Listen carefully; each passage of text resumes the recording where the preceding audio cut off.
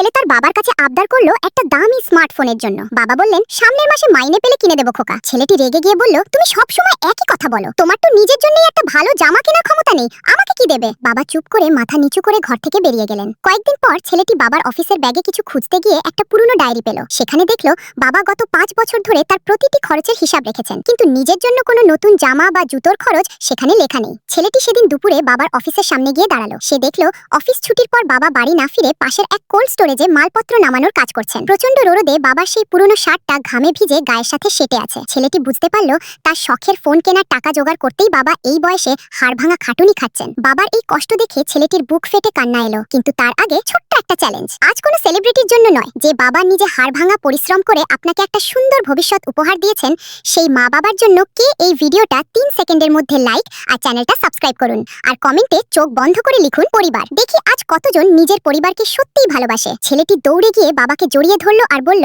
বাবা, আমার আর কোনো দামি ফোনের দরকার নেই, আমি তোমার ওই ঘামে ভেজা ছেঁড়া শার্টটার দাম কোনো দিন দিতে পারবো না, আমার শুধু তোমরা পাশে থাকলেই হবে। বাবা ছেলেকে বুকে টেনে নিয়ে বললেন, পাগল ছেলে, তোদের মুখে হাসি দেখলেই তো আমার সব ক্লান্তি দূর হয়ে যায়।